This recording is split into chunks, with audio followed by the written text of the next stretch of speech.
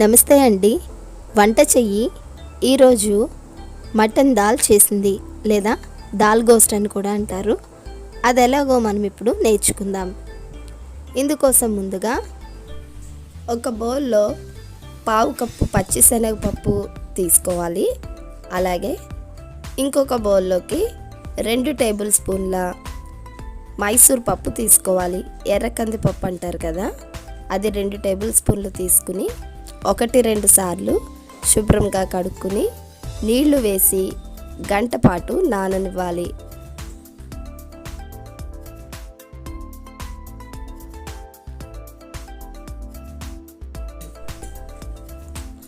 గంట తర్వాత చూడండి, శనగపప్పుని మధ్యలో ఇలా నొక్కితే బాగా నానిపోయి విరుగుతుంది.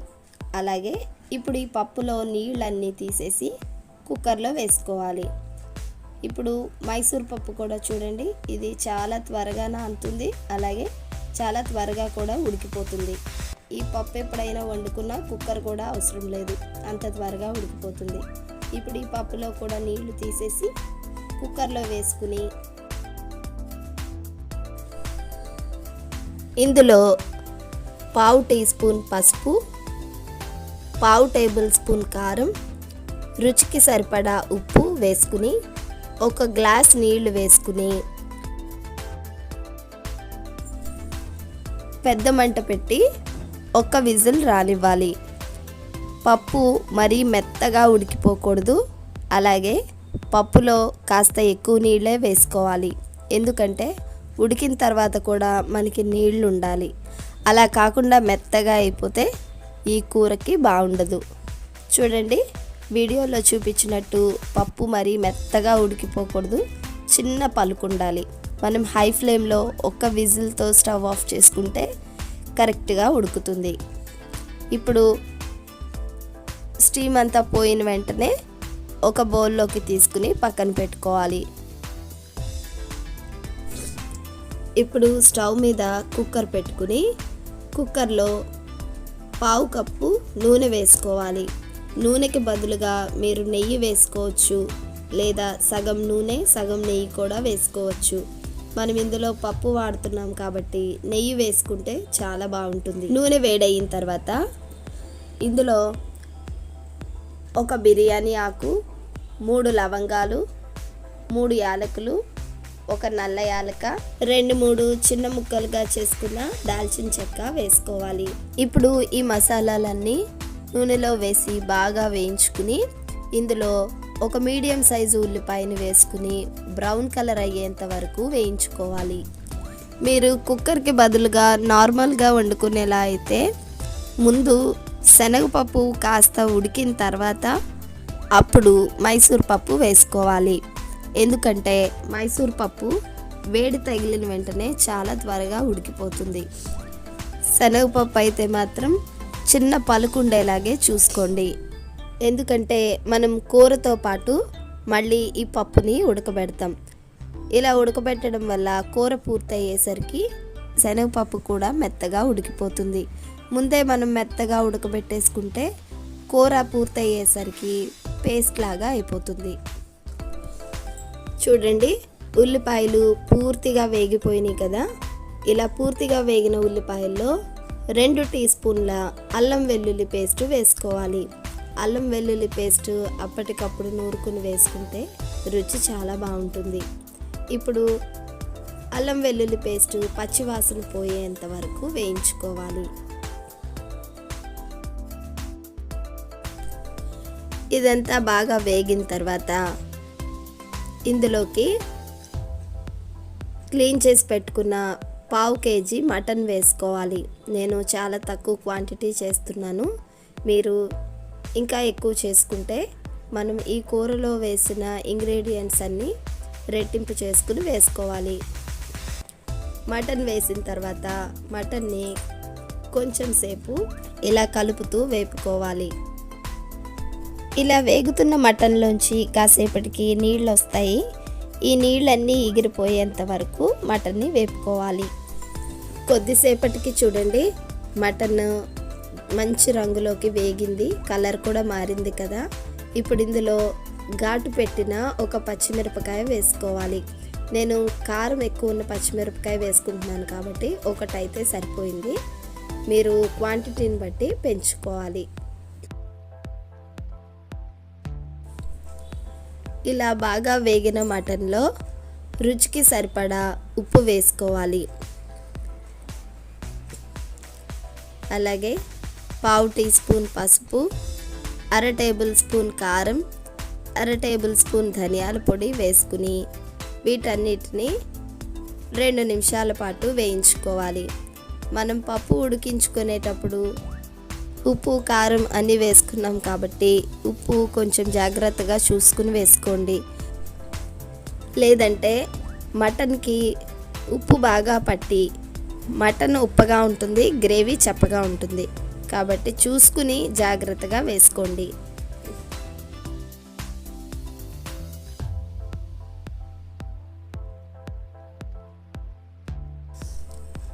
కారం వేసిన తర్వాత కూర కాస్త అడుగు పడుతూ ఉంటుంది కనుక మనం దగ్గర ఉండి కలుపుకుంటూ 2 నిమిషాల పాటు వేయించుకోవాలి.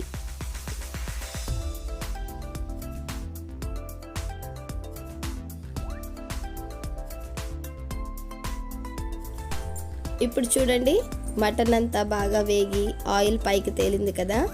ఇందులో 1 కప్పు నీళ్లు వేసుకోవాలి. మీకు కుక్కర్ కాకుండా డైరెక్ట్గా ఉడికించుకునేలా అయితే ఇంకాస్త నీళ్లు వేసుకుని చిన్న మంట మీద ఉడికించుకోవాలి. ఇప్పుడు నీళ్లు మరిగేటప్పుడు మూత పెట్టుకుని మటన్ మెత్తగా ఉడికేంత వరకు 6-7 విజిల్స్ రానివ్వాలి. కుక్కర్ విజిల్స్ అనేవి మనం తీసుకునే మటన్ బట్టి ఉంటుంది కాబట్టి మటన్ పూర్తిగా ఉడికేంత వరకు విజిల్స్ రప్పించుకోవాలి.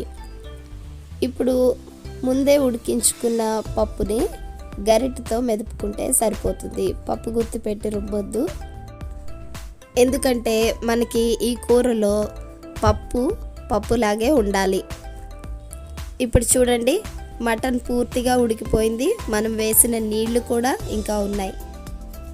ఇలా నీళ్లు మిగిలేలాగా ఎక్కువ నీళ్లు వేసుకుని మటన్ని ఉడికించుకోవాలి. ఇప్పుడు ఈ మటన్లో నీళ్లతో సహా కాస్త మెదిపిన పప్పుని వేసేసుకోవాలి. చిన్న పలుకుగా ఉన్న ఈ పప్పు అంతా ఈ కూరతో పాటు ఇప్పుడు మెత్తగా ఉడికిపోతుంది.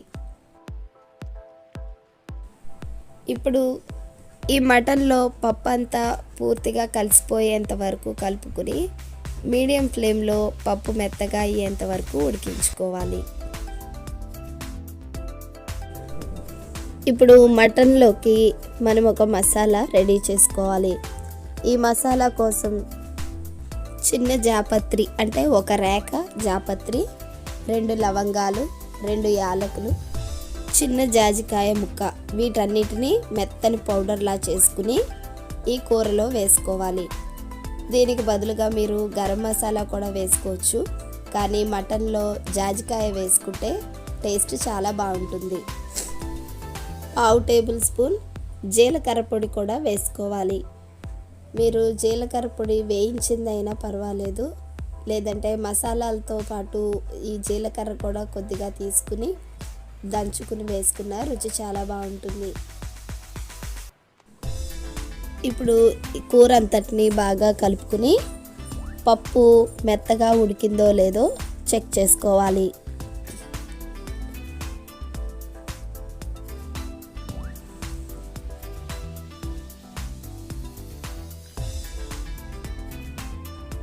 చూడండి, పప్పు మెత్తగా ఉడికిపోయింది కదా. ఒకవేళ మీకు ఇలా మెత్తగా ఉడకకుండా ఇంకా గట్టిగా అనిపిస్తే కుక్కర్ మూత పెట్టుకుని మరొక విజిల్ రప్పించుకుంటే పప్పు మెత్తగా ఉడికిపోతుంది. మనం పప్పుని ముందు ఉడికించుకునేటప్పుడే చిన్న పలుకుండేలాగే చూసుకోండి. మరీ ఎక్కువ అనిపిస్తే మాత్రం ఇలా ఇంకొక విజిల్ వేయించి ఉడికించుకుంటే పప్పు మెత్తగా ఉడికిపోతుంది. ఇప్పుడు ఇందులో కాడలతో సహా కరివేపాకు వేసుకోవాలి. కరివేపాకు ఈ స్టేజ్లో ఇలా వేసుకోవడం వల్ల కరివేపాకు ఫ్లేవర్ అంతా కూరకి బాగా పడుతుంది.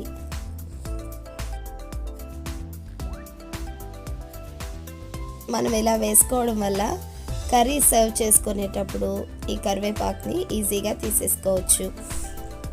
కూర అంతా దగ్గరికి ఉడికిపోయిన తర్వాత స్టవ్ ఆఫ్ చేసుకుని కొద్దిగా కొత్తిమీర చల్లుకోవాలి.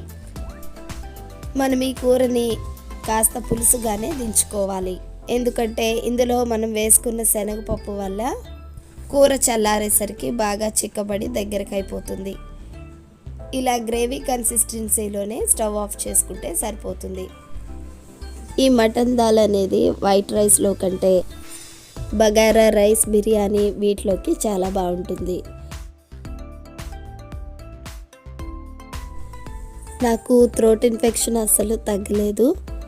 నా వాయిస్ అర్థం కాకపోయినా, వినడానికి కాస్త ఇబ్బందికరంగా ఉన్నా ఏమీ అనుకోకండి. మనకి ఇందులో మటన్ తక్కువ ఉన్నా సరే పప్పు వేసుకుని చేసుకోవడం వల్ల చాలా ఎక్కువ కూర అయితే అవుతుంది. ఈ రెసిపీ చేయటం కూడా మరీ కష్టమేమీ కాదు, కాస్త ఈజీ పద్ధతిలోనే నేను చూపించాను. ఈ మటన్ గోస్ట్ అనేది బిర్యానీ, బగారా రైస్లోకి చాలా బాగుంటుంది. కాబట్టి మీరు కూడా ఒకసారి ట్రై చేసి మీకు ఎలా కుదిరిందో కామెంట్ సెక్షన్లో తప్పకుండా నాకు తెలియచేయండి. నా ఛానల్ కనుక మీకు నచ్చితే లైక్ చేయండి, షేర్ చేయండి, సబ్స్క్రైబ్ చేయండి. నమస్కారం.